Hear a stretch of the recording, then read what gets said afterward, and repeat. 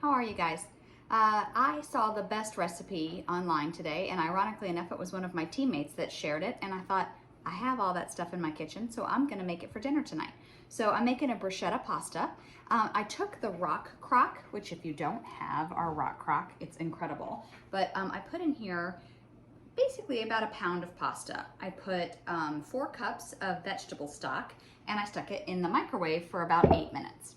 When I did that, I was prepping everything else on the other side. I love the fact that our measuring cups that you can see up the inside, the easy read ones, have a 4-cup measuring cup. It's also got a 2-cup and a 1-cup. Just awesome, love them. But I like that because then I don't have to measure multiple times and so forth. Just the little things that make me happy. Anyway, let me share with you what else I'm putting in here, and let me see if I can turn you down just a little bit so you can take a watch while I'm doing it. So I have some tomatoes. I have our classic batter bowl. This is the old version of the classic batter bowl. The new one's a little bit more square version, but they're both amazing. I was telling somebody this week that I actually really like the fact that there's a handle on here, because when you're holding a bowl and it's got, you know, butter on it or oil on it or something like that, it's hard to hold on to, and you get on your clothes. Whereas if the handle's here, you're just holding it pretty steady, and it's really great that way. Anyway, I've got a couple of tomatoes. I always get flats of tomatoes from Costco, and then I go ahead and get like the tomatoes on the vine and stuff like that. So this calls for plum tomatoes, and I will post the recipe later. But what I love is that the quick slice is gonna give me at least my first slice for these tomatoes. That way I don't have to slice them once and then have to worry about keeping them all together, because literally they come together just like this. And then again, you know, quick slice. This is so great because look how beautifully those are cut. Those are so even that if you were doing actual bruschetta, or if you were doing, say, things like fresh tomato, mozzarella and that kind of stuff with avocado, it would just be fabulous. I'm using my tomato knife, and my tomato knife probably looks a little different than yours is because I have the older version of the tomato knife. I've had Pampered Chef in my kitchen for so long, and we used to have a black tomato knife. And now we don't have it anymore. So we actually have a colored tomato knife.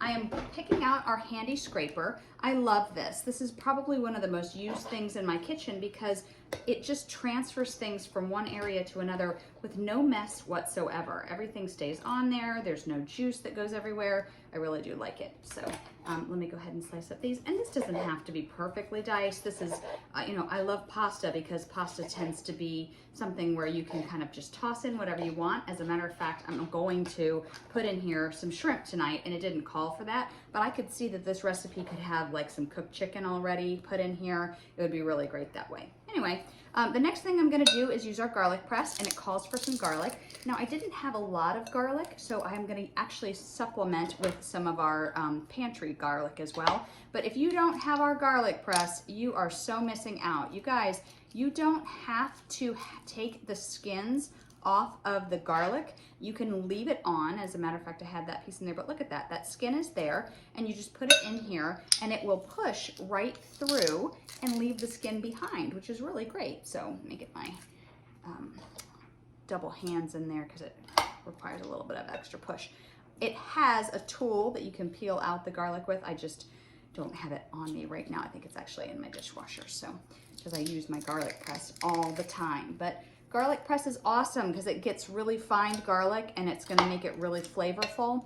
And I love the fact that you don't have to peel the cloves, which is really nice. So those are finished there. And so the next thing I'm going to require is a little bit of oil, and I put half olive oil and half garlic oil. And I'm sorry you can't see me and this, but I want you to be able to see what I'm actually making. So you're just going to have to see me from the neck down. So that's half garlic oil and half olive oil, and it was a 1/4 cup that it required for that.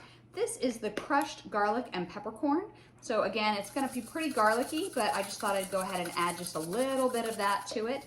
And then of course, always salt and pepper is an excellent way to add a little flavor into your stuff. I don't know if you know or not, but I am a big fan of Ina Garten, and Ina always says you should season as you go. That way you're not just putting it on top of everything, as well as the fact that you're actually gonna put flavorings all the way through your dish. So that's great.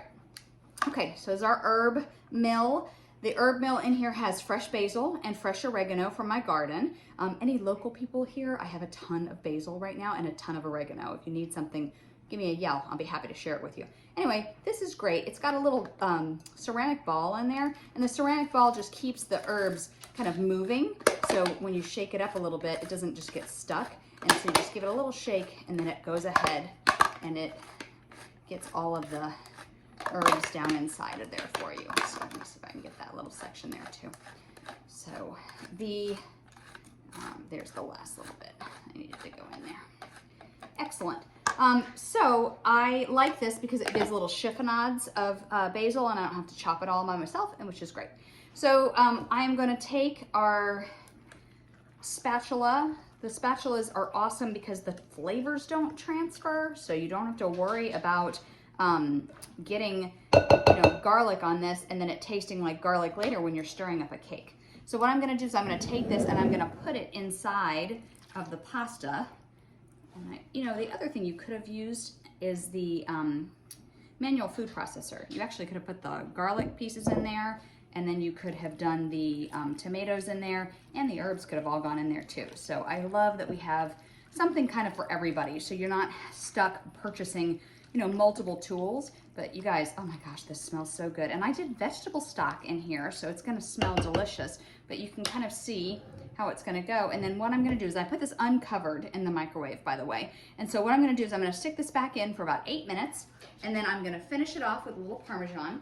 I will post the recipe in the page for you so you can see everything. But this is a great Pampered Chef recipe, and I'll tell you what I love about it is the fact that if I were to make this for a group of people, all I would need is salad and bread, and I'm done. And 8 minutes to start in the microwave, you do your prep, 8 minutes to finish, and you can have dinner easily. And I love that pasta does double duty as well. You don't have to have pasta hot. It can be cold. So this would be a delicious cold recipe as well. So something that I really like. I do pine nuts in mine. Sometimes I'll do, peppers, all different kinds of things. But I do like that you could do pasta hot or you could do pasta cold. Anyway, I hope you guys are having a good one and you have a great weekend. All right, take care.